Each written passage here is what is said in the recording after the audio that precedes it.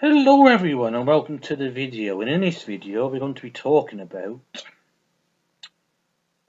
4 ways to tackle anxiety.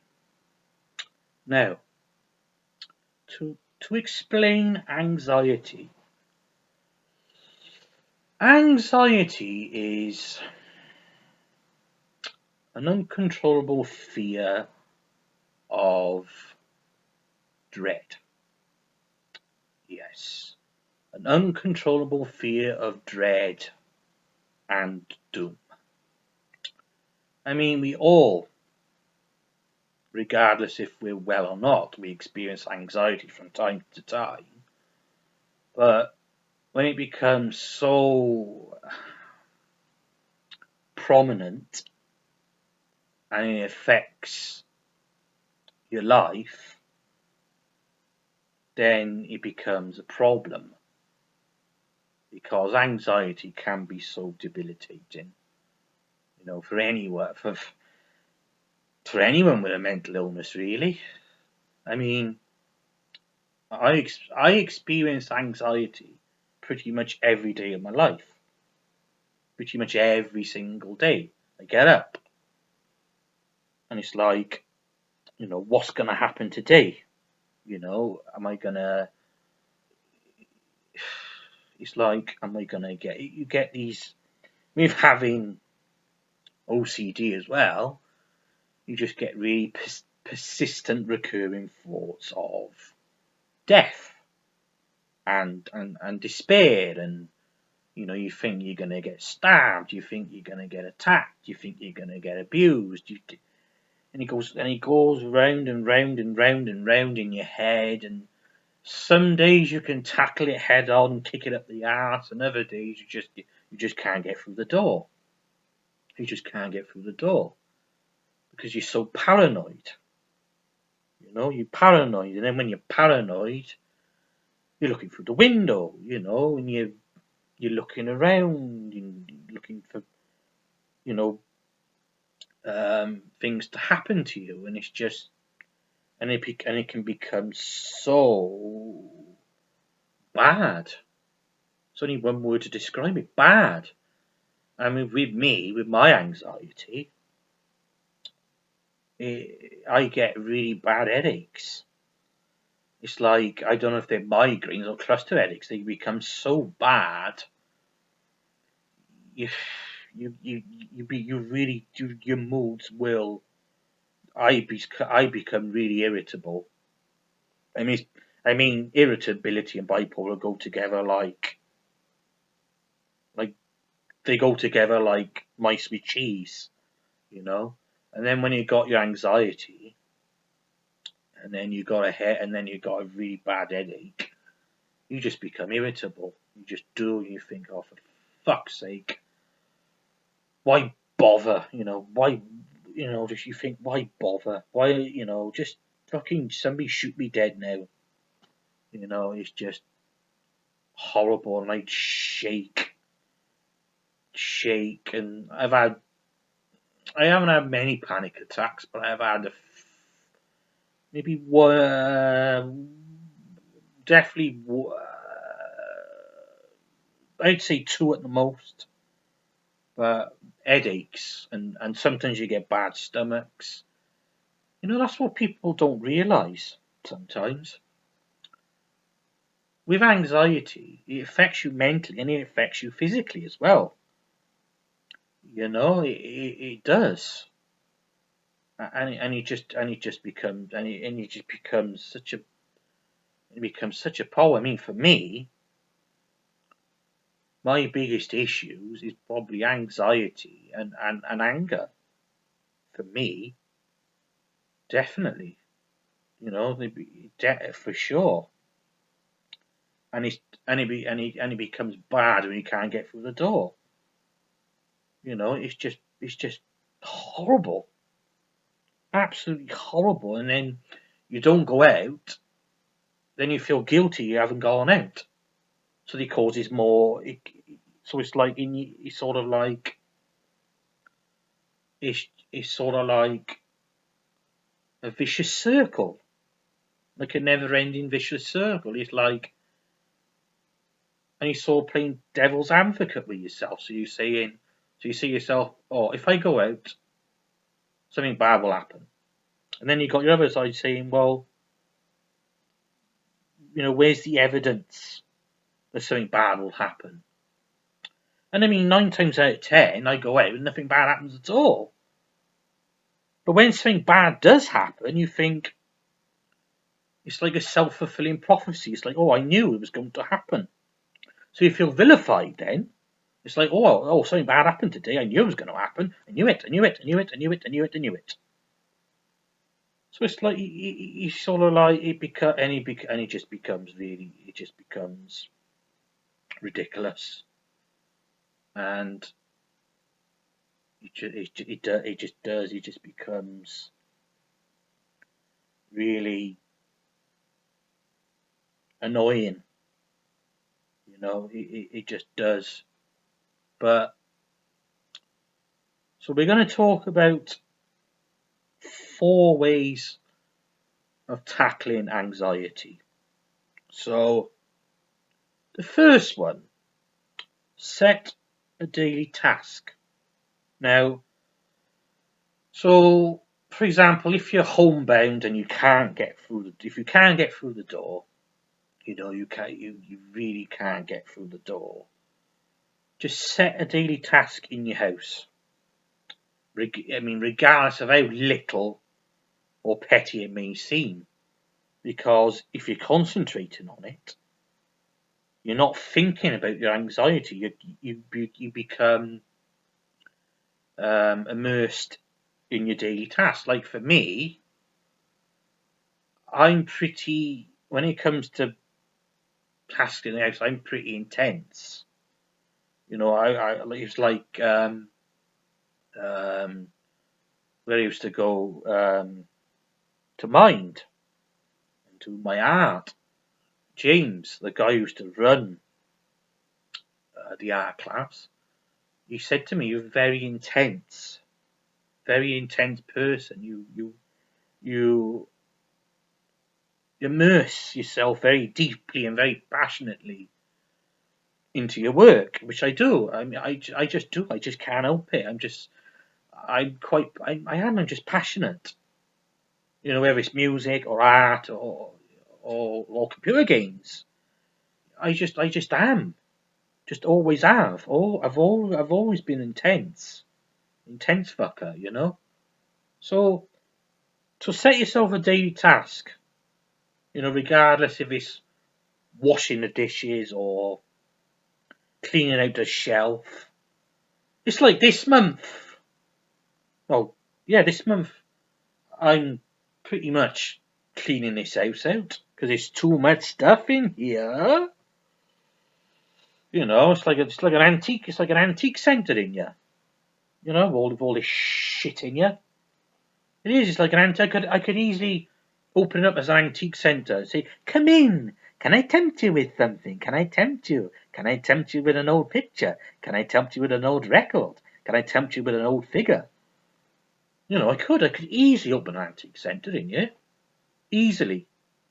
So yeah, set yourself a daily task. That'll be the first one. The second one would be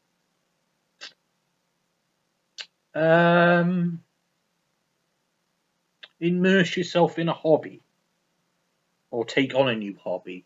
So whatever you like to do, paint, play a computer game, ballet, or dancing, or because I find dancing helps a lot. I find dancing helps a lot. I mean, ballet. I've tried ballet dancing in here to Kate Bush's Wuthering Night, and I nearly fell ass over tip. Yeah, in my underpants, ballet dancing to Kate Bush. Yeah. Can you picture that thought in your head? Yeah, I thought so. Disgusting. So yeah, so do a hobby or go or try a new hobby. That because I mean for me, like I said, dancing helps a lot, and doing these help a lot. Just colouring things in. It really does help your anxiety. It really does. It really does. It really, really, really does. And walking for me, going to your favourite place and just walking, you know, even if it's just for 20 half an hour is something. It because it relieves releases. I can't remember what the term is, but it releases that, and it sort of reduces your anxiety a lot. I mean, I put my iPod on because you got to in Newport because everyone talks shit. So I put my iPod on and I just walk, and you sort of get lost. You sort of get lost in the music, and you don't think of anything at all. You sort of get, like I said, I sort of lose myself in the music. So walking, is brilliant, provided you don't do too much of it. Because sometimes I do too much. I've known me to walk 10 miles and 10 miles back, 20 miles in a day.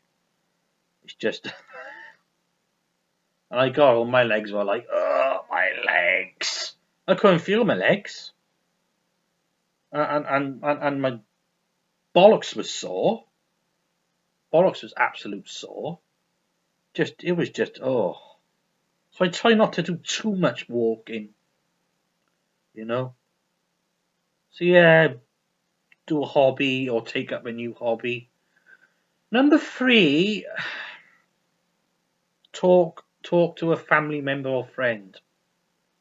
You know, it does. And obviously they can't help you. They can't really help you with your anxiety, but if they listen to you, it sort of takes you. It's sort of like a lift. Heavy load is lifted off you. Because I mean I got a friend that's got this similar issue to me, and we talk about if both of us are feeling bad, we just talk about it nicely and rationally. There's no good shouting at each other. That's the thing. It's no good saying to somebody that's suffering with the anxiety, saying, "Oh, pull your socks up," or "Snap out of it." It doesn't work. It just doesn't work. Trust me, it doesn't work. It doesn't work. If anything, it pisses off the person, and it makes them feel worse than themselves. It thinks, and then you sort of think, "Oh, maybe they're right," or I feel useless. I can't. My anxiety's bad. I feel useless. I can't tackle it. I can't tackle it head on. You discuss it. You discuss it rationally. With a friend or family member. Talk about how you feel. Don't bottle it up. That's what I've learned over the years. Never bottle it up. Don't bottle it up, because trust me, it eats you inside. It will eat you inside. It doesn't matter. Regardless, I mean, there's always a pressure with a man to open up about their feelings, isn't there? I mean, I feel more comfortable talking to a woman about anxiety and how I feel. With a man, it is that sort of, there is a sort of a stigma, isn't there? Because it's like, oh, that's not manly. But at the end of the day, I don't give a fuck about being macho. I don't. I just don't. I really don't. I mean, I cry a lot. Whether it's somebody I like has died, or I just do. I just do. You know, who cares about being macho? You know, it's just, you know, if every man in the world was macho, it'd be a pretty fucking boring place, wouldn't it? You know, it's just, there's nothing wrong with getting it off. There's nothing wrong with getting it off your chest. If you've got to cry to do it, then do it. You know, don't feel ashamed. You know, you're telling a family member about your anxiety and you're crying. There's nothing to be ashamed of. You know, you're opening up your heart. So, you know, it's going to be hard. It is tough to open up about, because sometimes it can be, with having bipolar and OCD, the anxiety can be, and sometimes it's hard to explain it. Because you could get up one day and feel absolutely great, and you've got no anxiety at all, you're super confident, and then the next day you're just riddled with it. You know, you're infected with it. It's infectious, and you can't do anything at all to shake it off. It is. But that's mental illness, isn't it? You know, that's why it's called. That's why bipolar is a mental illness. You know, sometimes it can't be explained how you feel. You know. So talking to a family member or friend, and don't feel ashamed on doing it. You know, don't feel ashamed. So yeah, number 4.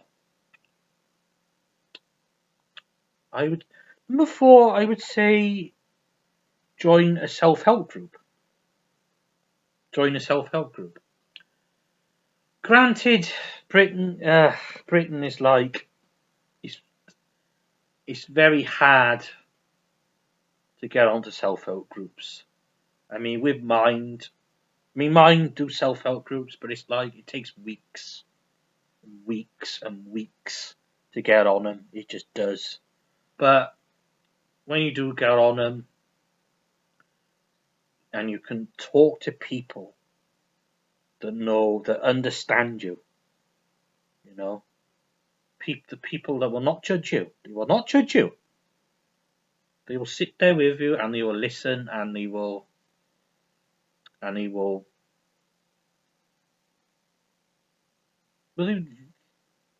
listen to you. You know, they will listen to you, and it feels great. It's hard. It's very tough to be, for me. When I first went to bipolar self-help group, it was very hard for me, incredibly hard for me to say, you know, the things, you know, what had happened to me to get diagnosed. It was incredibly hard, and I'm surprised I didn't burst into tears, to be honest. But once you've done it, you do gain a confidence from going to those groups, because I know for family it is very hard for support. I mean, because to be honest, there's not enough support for people with mental illnesses in Britain. There just isn't. It just isn't. The government, they don't give a fuck. You know, they'd rather waste money on giving us medicals every fucking 2 years and take our money off us. You know, it's just fucking disgraceful. Fucking disgraceful. They are the way this government treats the disabled is fucking disgusting. You know, they should be fucking ashamed. You know, absolutely ashamed. You know, quite frankly, it's discriminating against the disabled. You know, and it's like that. It's like that film, I, Daniel Blake. It's so accurate. It's unbelievable, and it's just, it's a great film, but that sort of film shouldn't exist in Britain. It shouldn't exist. It shouldn't exist. It's just absolutely disgraceful, and it quite frankly makes me angry. It just does. You know. It doesn't. It doesn't put us in a. It just doesn't. It doesn't do anything for any of us. All it does, if anything, it just calls. It can destroy families. That sort of thing. Because people have committed suicide over these assessments. These disability assessments. People have committed suicide over them. And quite, it's wrong. That's the only thing I would campaign for in this world. Is to end mental health stigma. Just to end it. Because it's just okay. Granted, over the years it's become more well known, but there's still a stigma. There still is a stigma, and it just pisses me off. I just don't like injustice. I just don't like it, and it's just wrong. It's just wrong. So yeah, talking to people about your anxiety, it will feel you will feel a lot better. You will feel a lot better, and it doesn't matter if you're crying. It doesn't matter. And pretty much it'll help you in the long run. Self-help group, it'll help you. Don't be. It like I said, it can be quite nerve-wracking, but first time it's the worst. It's always the worst, but once you get through the first time, it's great, and you can build friendships. You can build friendships then over the group then.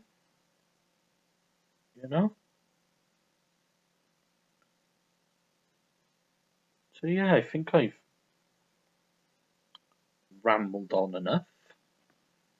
So yeah, that's my Dr. SynthJohn calling Dr. SynthJohn to surgery. Yeah, I feel like a fucking therapist, don't I? Yeah, so yeah, 4 ways to tackle anxiety. Anxiety, it'll never go away, but you can kick it up the arse. You can defy it, and you can defeat it.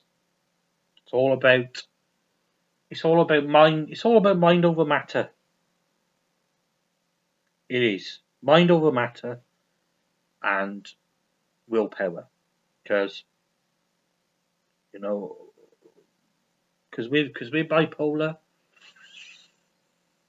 We are strong. You might not seem it, but we are strong. And we can fucking do it. We can fucking take on that anxiety and kick it up the ass. We can. It's all about willpower. Oh, willpower, brother. It's all about willpower. So yeah, I think that's about it. Yeah, that's it.